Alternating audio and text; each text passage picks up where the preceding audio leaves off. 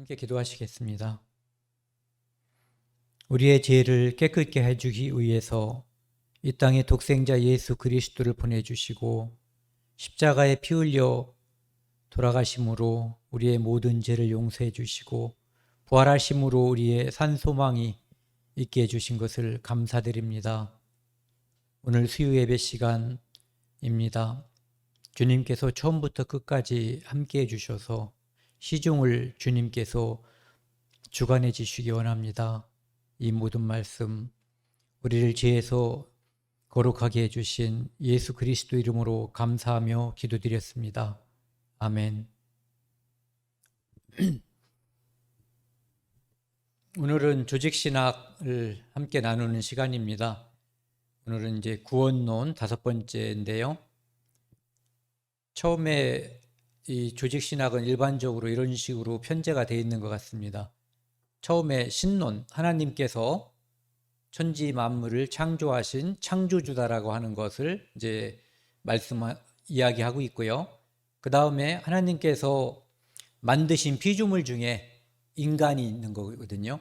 근데 그 중에서 하나님이 많은 피조물을 만들었지만 가장 그 중심에 있는 게 사람이죠. 그래서 사람을 만들었는데 그 사람이 하나님의 피조물이었는데 마귀의 꼬임에 빠져서 죄를 범함으로써 인간이 죄인이 된 거예요. 그래서 인간이 죄인이 됐다는 얘기는 그 죄의 삭스로 말미암아 죽음과 영원한 죽음, 두 번째 사망까지 이제 이르게 된 것, 그것이 이제 인지론이거든요. 그 다음에 인간을 불쌍히 여기셔서 하나님께서 독생자 예수 그리스도를 이 땅에 보내주셔서 그분이 그리스도, 구세주, 메시아가 돼서 인간을 이제 구원하기 위해서 이 땅에 오셨다는 것이 그리스도론이고요. 그분이 오셔서 인간을 그의 피로 구원했다라고 하는 것이 이제 구원론이죠. 그래서 구원의 결과 탄생한 것이 성도고 성도가 모여 있는 것이 이제 교회가 되는 거죠. 그래서 이 교회라고 하는 것은 예수 그리스도의 피를 믿는 자들, 그리고 천국에 대한 소망을 가진 자들, 그리고 이 종말론은 그 교회가 예수 그리스도께서 두 번째 우리를 데리러 올 때 그분에게 붙어서 영원히 함께 할 거다라고 하는 것이 이제 종말론과 내세론이 되는 거죠. 그래서 이 순서대로 이제 우리가 어떻게 창조됐고 어떻게 구원받고 어떻게 소망을 가지고 기다리고 있는가에 대한 이야기가 이제 조직신학에서 다루는 주제라고 생각을 합니다. 오늘은 구원론 중에서 세 번째 이제 회심입니다.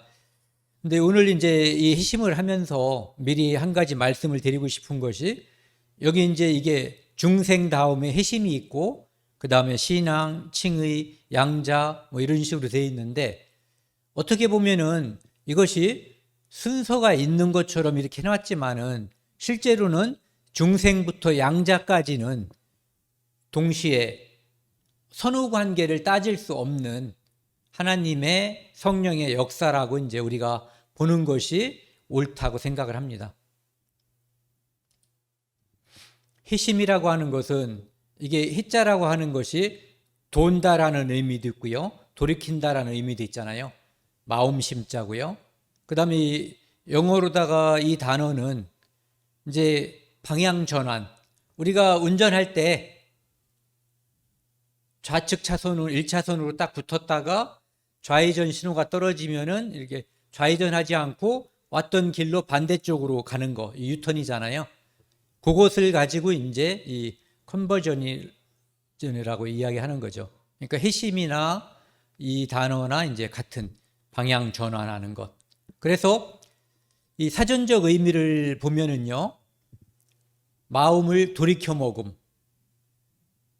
이것은 이제 신앙인에 관계없이 내가 예전에 가졌던 마음을 이러면 안 되지 하고 뭐 부모님의 말씀을 이제 순종하는 계기가 됐다든지 또는 선생님의 말씀 아니면 어떤 책을 읽다가 감명을 받았다든지 그래서 내 마음을 돌이키는 과정, 이것이 또 이제 회심이 되는 거예요. 그 다음에 기독교에서는 과거의 생활을 뉘우쳐 고치고 여기서 보면은 뉘우침으로도 끝나는 게 아니라 고친다는 의미가 반드시 들어가야지 된다는 거죠. 그래서 예전의 나와 다른 사람이 되는 거예요. 고치고 신앙의 눈을 뜨는 것. 요것이 이제 요거에 대해서 이제 뒤에서 자세히 말씀을 드릴 거라서 사전적인 의미만 이제 말씀드리고 넘어가겠습니다. 불교에서도 이 희심이라는 용어를 쓰더라고요. 나쁜 데 빠져 있다가 착하고 바른 대로 돌아온 마음. 그래서 흔히 사람들이 이렇게 살다가 어떤 계기를 맞아서 자기의 삶을 돌아보고 이렇게 막 살다가 착하게 사는 이런 것을 이제 불교에서 말하는 여기 나쁜 데 빠져 있다가 착하고 바른 대로 돌아오는 마음. 그런데 이것이 성경과 하나님과 관련이 있어서 이렇게 되는 거. 이것이 이제 기독교에서 말하는 회심이라고 볼 수가 있는 거죠. 그러니까 개인이 그냥 어떤 마음의 변화가 아니라 반드시 성경, 성령, 하나님과 관련이 있는 것이 기독교에서의 회심이라고 볼 수가 있는 거예요. 이 그리스도인들은 누구나 다 한 번 회심하는 그 계기, 어떤 회심했던 기억이 있는 거죠. 저 같은 경우에도 예전에 저는 늘 그런 것들이 궁금했어요. 사람이 왜 사는가? 왜 죽는가? 특히 이제 많이 궁금했던 게 왜 죽는가? 이런 거에 대해서 이제 궁금했는데 그런 것들에 대한 해답을 얻지 못하고 궁금한 것을 이렇게 묻고 괜히 물었다가 봉변을 당한 적도 많이 있어요. 그리고 물었다가 다른 사람들하고 이렇게 마찰이 일어난 경우도 많이 있었고, 그래서 궁금하지만 거의 포기하고 살다가 어느 날 누군가가 저한테 그 진리에 대해서 궁금하지 않냐라는 질문에 요즘 말로 낚인 거죠. 그 궁금한데 저는 많은 사람들한테 어떻게 보면 속은 거예요. 알만한 사람들이라고 생각해서 궁금한 것을 이렇게 질문하고 뭔가 해결을 보려고 했는데 답을 얻지 못하는 그런 경험을 여러 번 했기 때문에 이 사람들이 뭔가를 알려주고 싶다고 하는데 알려줄 수 있다고 하는데 과연 답을 얻을 수 있을지 그거에 대한 이제 궁금증 또는 불신이죠.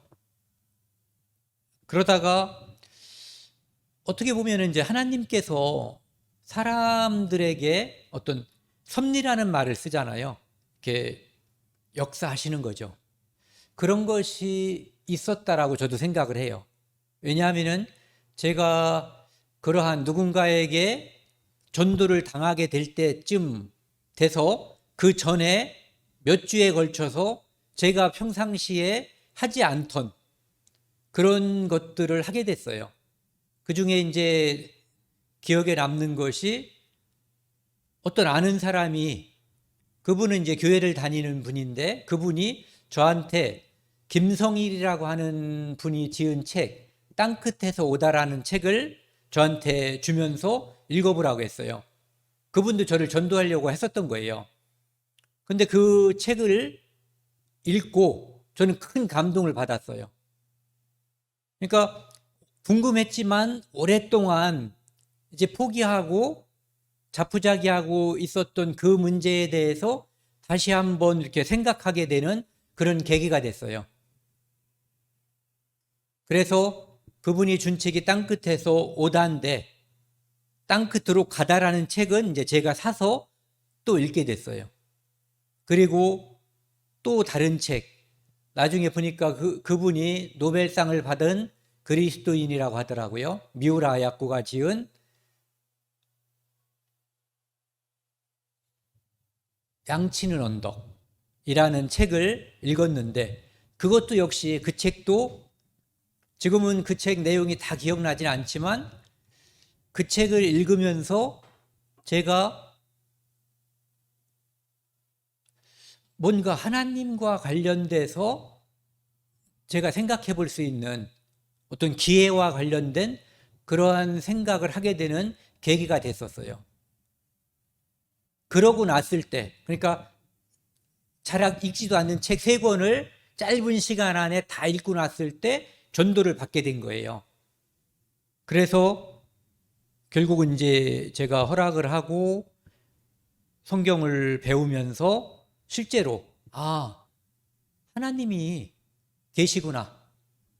우리 눈으로 보이는 것과 눈으로 보이지 않는 어떤 것들이, 그런 것들이 하나님의 피조물들이다, 하나님께서 창조하신 거다라고 하는 어떤 지식 또는 믿음, 확신, 이런 게 생겼어요. 그래서 제가 하나님이라고 하는 단어, 하나님이라고 하는 존재를 바라보는 시선이 완전히 달라졌어요.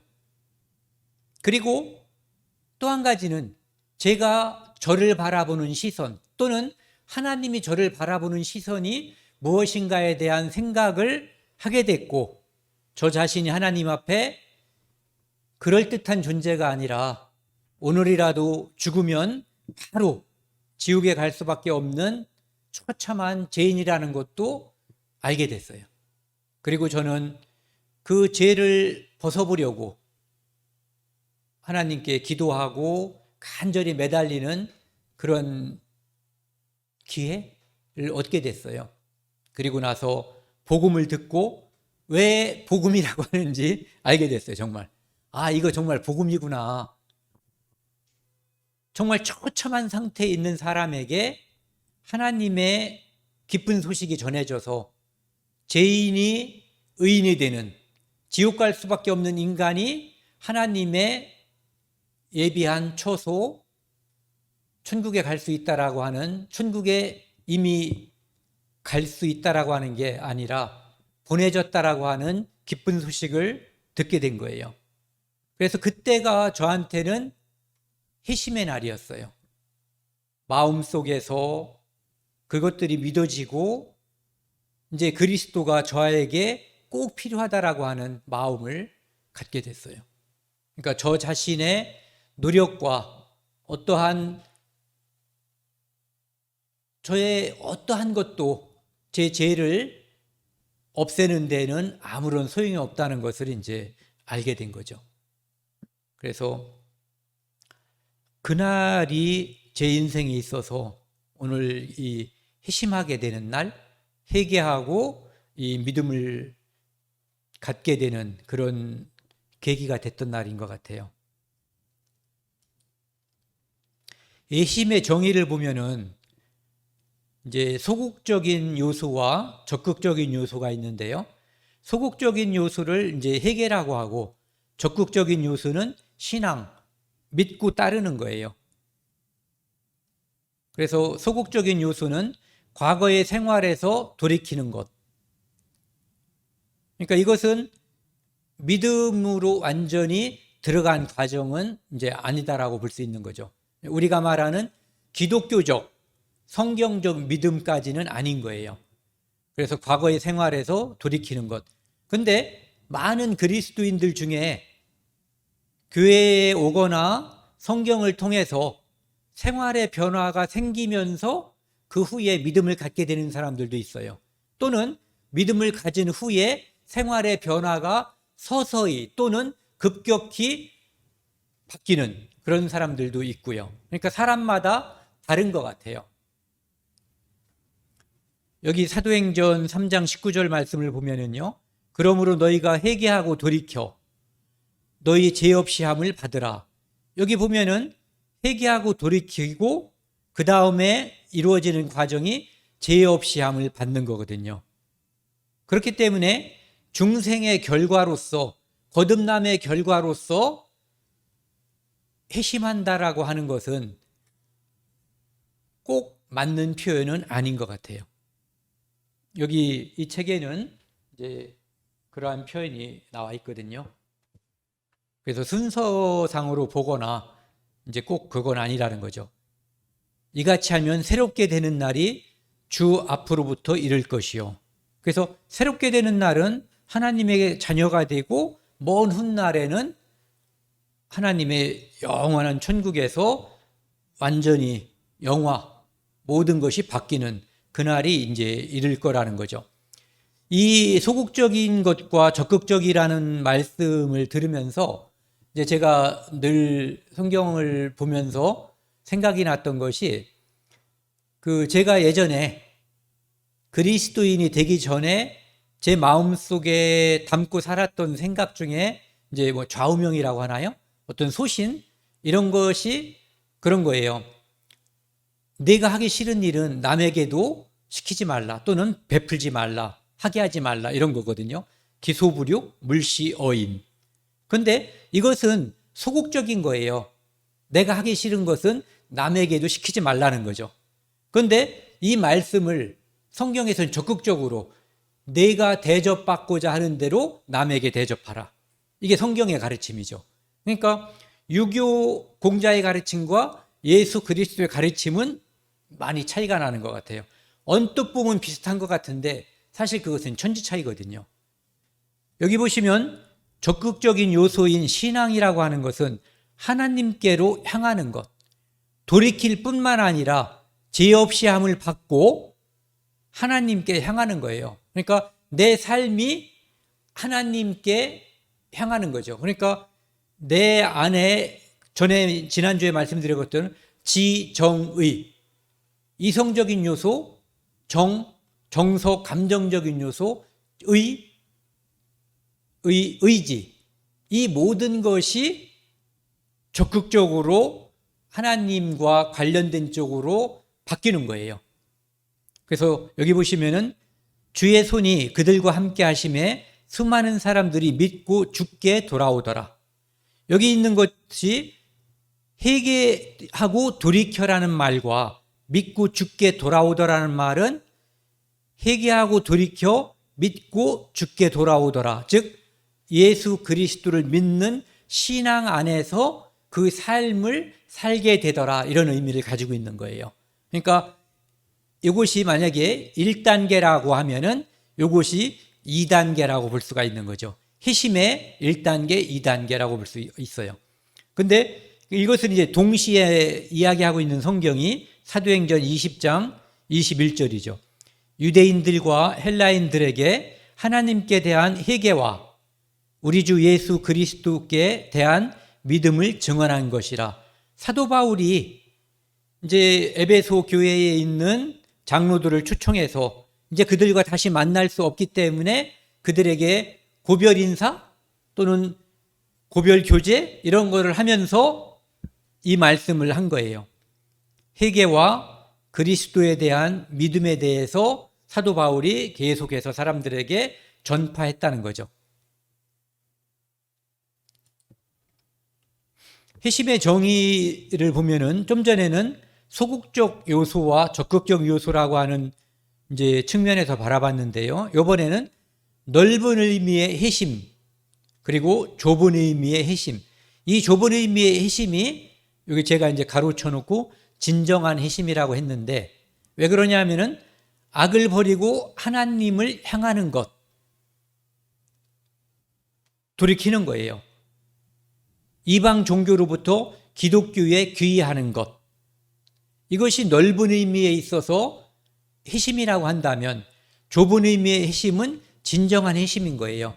하나님의 뜻대로 하는 근심을 통해서 구원에 이르는 것.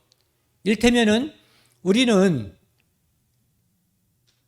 거듭난 그리스도인들은 나 자신이 하나님 앞에 어떤 존재인가를 알게 됐을 때 하나님의 뜻대로 하는 그 근심을 하게 되는 거예요.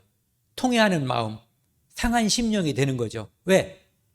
내가 나름대로는 괜찮게 산다고, 의롭게 산다고, 착하게 살려고 노력을 했는데 그 모든 것이 하나님의 기준에는 전혀 미치지 못한다고 하는 것을 성경을 통해서 알게 되는 거예요. 그러니까 여기 나와 있는 것처럼 이걸 한번 같이 읽어볼까요? 고린도후서 7장 10절 말씀입니다. 하나님의 뜻대로 하는 근심은 후회할 것이 없는 구원에 이르게 하는 회개를 이루는 것이요 세상 근심은 사망을 이루는 것이라. 우리가 살면서 내가 너무너무 아파요. 또는 돈이 너무너무 없어. 우리 아이가 너무너무 아프거나 말을 안 듣거나 부모님이 편찮으셔요. 그것 때문에 내가 고생하면, 마음고생을 하면 결국은 내 마음이 점점 더 아파지고 해결책이 없는 상심에 이르게 되거든요. 그런데 여기 있는 것처럼 하나님의 뜻대로 하는 근심, 이것은 하나님께서 우리에게 주시는 거예요. 양심을 주셔서 성경 말씀을 듣고 내가 어떠한 존재인가, 하나님 앞에 내가 얼마나 죄인인가 하는 것을 알게 해주시는 거거든요. 이것이 하나님의 뜻대로 하는 근심이에요. 그래서 결국은 양심의 송사를 받고 내가 하나님 앞에 씻을 수 없는, 스스로는 절대로 인정받을 수 없는 죄인임을 알게 되면 이 근심은 후회할 것이 없는 구원에 이르게 하는 회개를 이루는 거거든요. 그러니까 이 하나님의 뜻대로 하는 근심이 회개를 이루게 하고 이 회개가 구원에 이르게 하는 거예요. 그렇기 때문에 처음에 말씀드린 것처럼 거듭남, 즉 중생과 여기 나와 있는 회심의 순서가 여기 이 책에서는 이제 중생을 먼저 언급하고 그 후에 회심을 말하고 있지만 그게 꼭 그런 것만은 아니다라고 우리가 생각해 볼 수가 있는 거예요. 그래서 좁은 의미의 회심이라고 하는 것은 많은 사람들이 정의롭게 산 사람 또는 이 땅에서 개망나니처럼 산 사람이라고 해도 이 과정을 겪는 거예요. 정의롭게 산 사람도 결국은 하나님 앞에 죄인임을 발견하는 거고, 엉망으로 산 사람도 하나님 앞에 죄인임을 발견하고, 다만 공통된 게 있죠. 그 죄가 아무리 커도 하나님 앞에서 용서받지 못할 죄는 없다는 것. 그리고 어떤 사람이 아무리 의로워도 하나님의 의에 도달할 만큼 의로울 수는 없다는 것을 각각 깨닫고 하나님의 뜻대로 하는 근심을 하게 되고 회개하고 구원에 이르게 되는 거예요. 이것이 회심과 관련돼서 넓은 의미의 회심과 좁은 의미의 회심을 이제 바라보는 시각이라고 볼 수 있어요. 그 다음에 두 번째는 회개의 요소인데, 여기 보면은 회개라고 하는 것의 정의를 말하고 있어요. 자신의 죄를 깊이 깨닫고, 여기 보면은 지, 정, 의가 나와 있거든요. 그러니까 회개라고 하는 것은 흔히 사람들이 그런 표현을 잘 써요. 저는 자주 쓰지 않는데 책을 읽을 때만 쓰는 표현인데 전인격적인 회개를 한다는 거예요. 그것이 바로 지정의를 말하는 건데 그냥 내가 회개하는 것이지 무슨 전인격적인 회개를 하는 건지 그건 모르겠어요. 자신의 죄를 깊이 깨달음. 그래서 지적으로 이성과 생각으로 죄를 알게 된다 이런 얘기예요. 그래서 로마에서 3장 20절에 나와 있는 말씀처럼 율법으로는 죄를 깨닫는 것.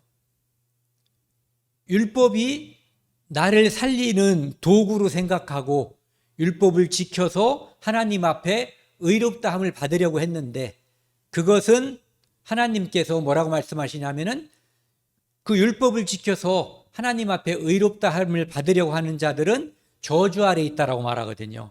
그렇기 때문에 율법을 하나님께 나아가는 용도는 죄를 깨달음이 되는 거죠.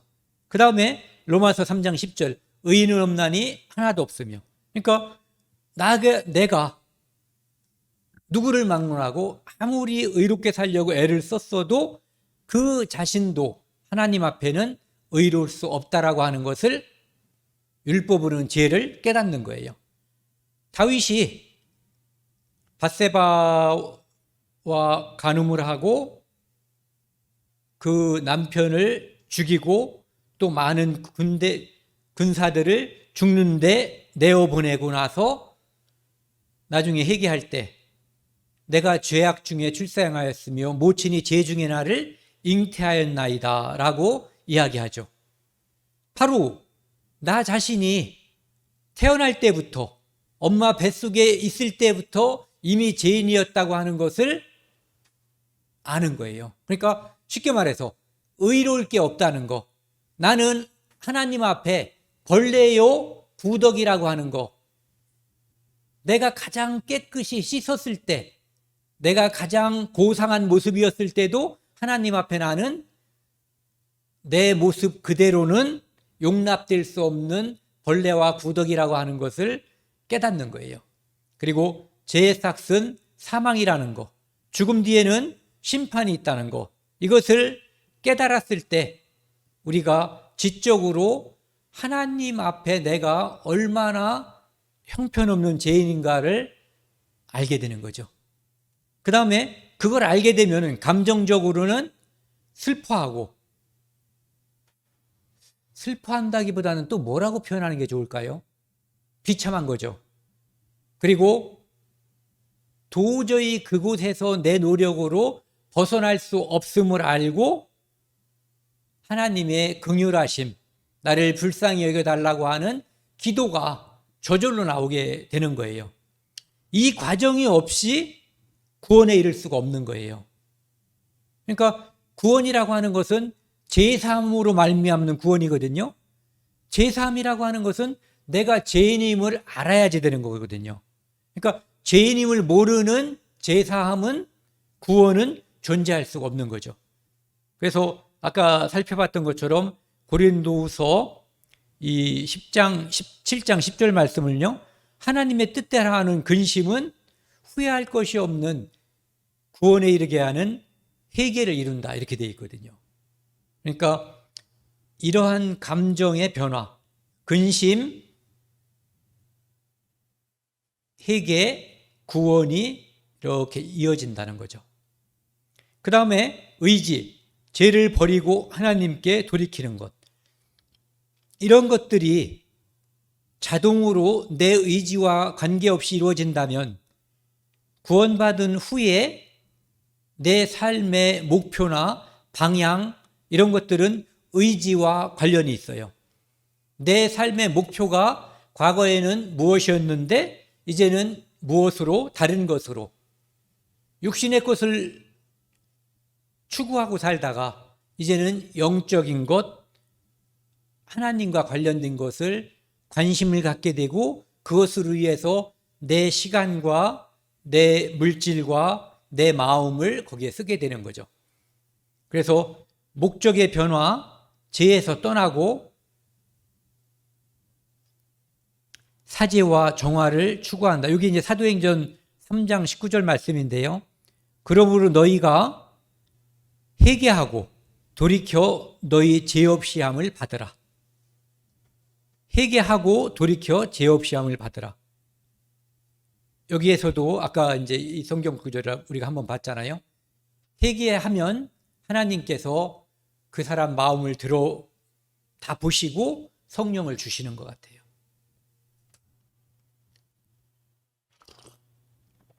그러니까 모든 사람이 어떤 공식을 가지고 구원받지는 않아요.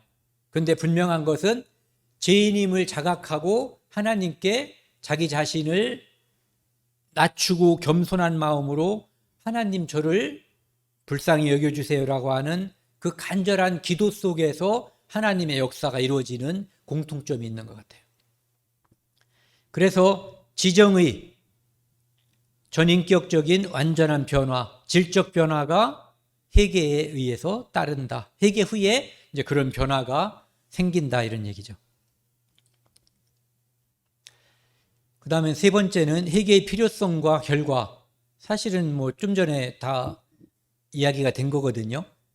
회개의 필요성, 너희에게 이르노니 아니라 너희도 만일 회개하지 아니하면 다 이와 같이 망하리라.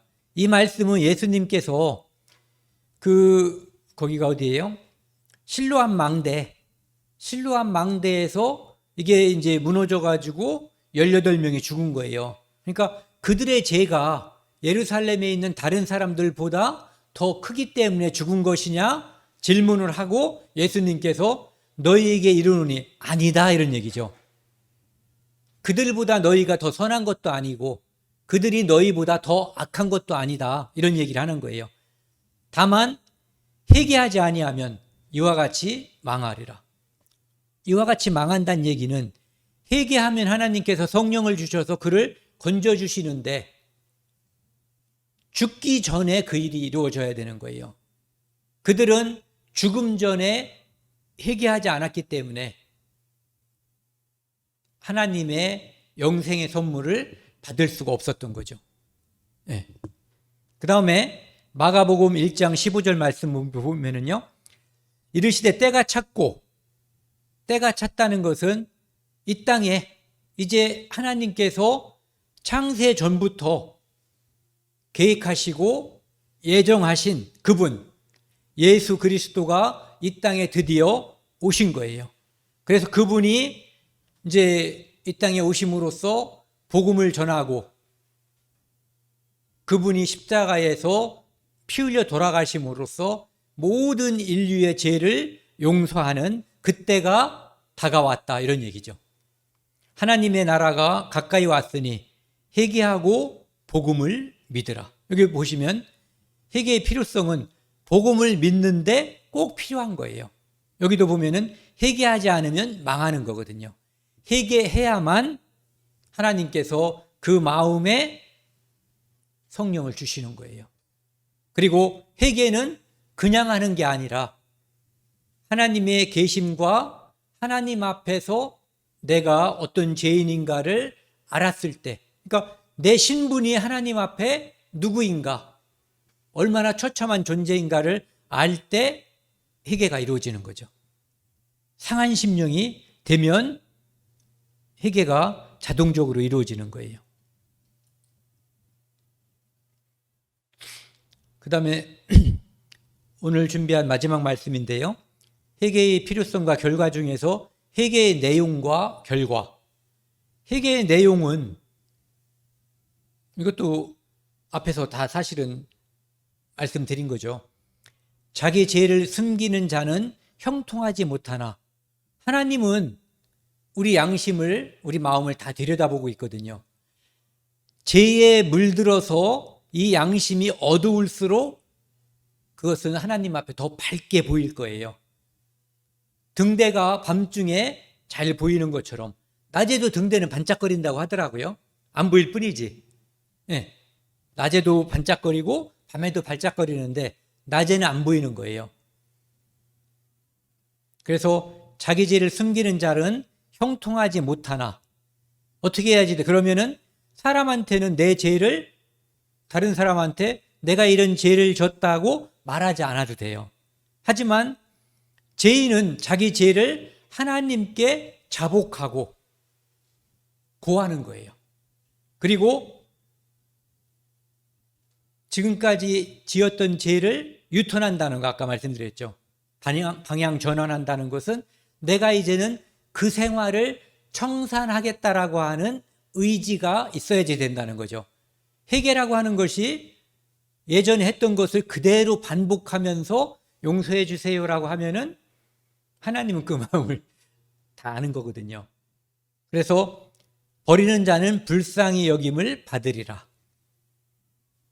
그래서 죄를 자복하는 일과 버리는 마음, 이것은 죄를 자각하는 일이 먼저 선행돼야지만 가능한 거죠. 그 다음에 좀 전에 우리가 봤었던 말씀이네요. 마가복음 1장 15절. 만일, 이거 잘못 썼네요. 요한일서 말씀이네, 그렇죠? 요한일서 1장 9절 말씀인데 이거 제가 따오면서 여기를 못 고친 것 같아요. 만일 우리가 우리 죄를 자백하면 그는 미쁘시고 의로우사 우리 죄를 사하시며 우리를 모든 불의에서 깨끗하게 하실 것이요. 그러니까 우리가 우리 죄를 자백하면 하나님은 하나님은 미쁘시고 의로우시기 때문에 우리 죄를 사하시며, 이것은 우리가 살면서 그리스도인이지만 죄에서 자유로울 수가 없거든요. 그렇기 때문에 죄를 지을 때마다 내가 하나님께 죄를 자복하고 하나님의 긍휼하심을 바라는 그 마음을 말하는 거예요. 그러니까 이것을 어떤 사람은 여기 나와 있는 것처럼 반복적인 자복이라고 자백이라고 말을 하고 어떤 사람들은 회개라고도 말을 해요. 그리고 또 어떤 사람은 이런 것들은 자백이지 회개는 거듭날 때 한 번 이루어지는 것이다라고 말하는 사람들도 있어요. 근데 그 용어가 중요한 것이 아니라 그 의미가 중요한 거거든요. 무슨 뜻이냐면은 그리스도인도 결코 예수 그리스도가 이 땅에 오셔서 후련히 변화할 때까지는 완전할 수가 없고 늘 죄로부터 벗어날 수가 없다는 것. 그래서 사도 바울도 나는 날마다 죽는다라고 말한 이유가 사도 바울이 우리가 매우 훌륭한 그리스도인이라고 말하잖아요. 하지만 그도 죄로부터 자유로울 수는 없는 존재인 거예요. 모든 인간이. 언제까지? 예수님과 한 몸이 될 때까지. 예. 그래서 우리 죄를 사하시며 그렇게 내가 긍휼을 요청했을 때 하나님께 자백을 했을 때 그분은 우리를 사하시며 이 사한다는 얘기는 십자가에서 우리 죄를 영원히 용서한 것을 또 한다는 의미가 아니에요. 그때 우리 죄는 다 용서가 된 거예요. 여기서 말하는 이것은 그리스도인으로서 합당하게 살지 않은 그것을 하나님께서 회초리, 징계할 수 있는데 자백했기 때문에 돌이키는 마음이 있기 때문에 징계를 면제해 준다라는 의미를 가지고 있는 거예요. 그래서 우리를 모든 불의에서 깨끗하게 하실 것이요 이렇게 돼 있는 거죠. 그 다음에 히브리서 12장 4절 말씀은요. 너희가 죄와 싸우되 아직 피 흘리기까지는 대항하지 아니하고 우리가 회개하지만 앞의 말씀과 비슷한 의미예요. 회개하지만 우리는 죄성을 가지고 있는 존재이기 때문에 피 흘리기까지 내가 내 잘못을 쳐서 말씀에 복종시키지 못하기 때문에 늘 죄와 싸우고 죄로부터 노출되는 그런 존재일 수밖에 없다는 거예요. 그래서 징계는 다 받는 것이거늘 우리에게 없음은 사생자요 친아들이 아니니라. 그래서 그리스도인이 회개하고 살지만 회개하지 못하고 징계가 따르는 일이 꼭 있다는 거예요. 우리 삶을 돌아보면은 다른 사람은 나를 어떻게 평가하고 그거에 관계없이 하나님께서 나를 너 잘못해서 혼난다라고 하는 것을 어떤 느낌으로 알게 해주셔요. 그것이 바로 징계거든요. 어떤 징계는 내가 심적으로 양심적으로 큰 고통을 받는 선에서 그치는 것도 있고 또는 나와 또는 내 가족 중에 누군가가 고통을 받는 어떤 육체적인 상함을 받는 그런 일들도 있어요. 재정적으로 육체적으로 고통을 받게 되는 일도 생기게 되는 거죠. 근데 그것이 바로 우리가 회개와도 연결이 된다는 것을 말씀드리는 거예요. 하지만 이것은 하나님께서 우리를 미워하시는 증거가 아니라 우리를 사랑하고 우리가 하나님의 친아들이라고 하는 증거가 된다는 거죠.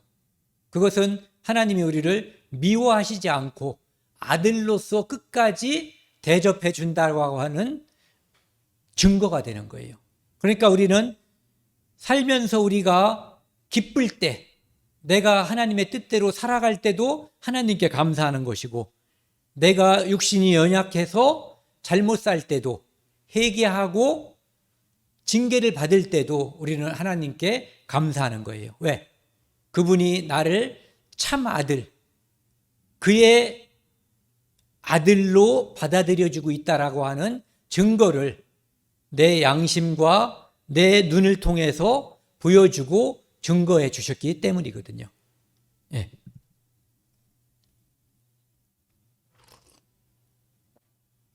그 신명기 30장 6절에 보면은 그 마음의 할례를 받으라는 표현이 있거든요. 그것은 바로 우리가 우리 자신이 그리스도의 피로 거듭나는 그러니까 예전에는 유대인이 되고 하나님의 자녀가 되는 것이 할례를 통해서 유대인이 되는 거예요. 율법에 참여하는 백성이 되는 거죠.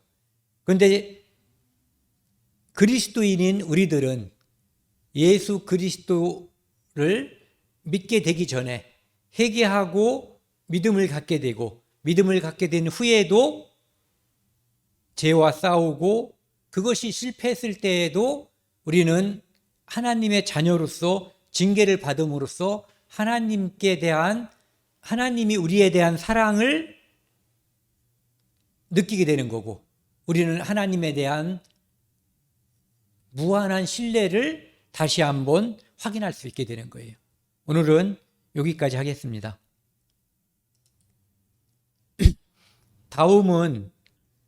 다음 주에는 이제 복음 집회가 있고요.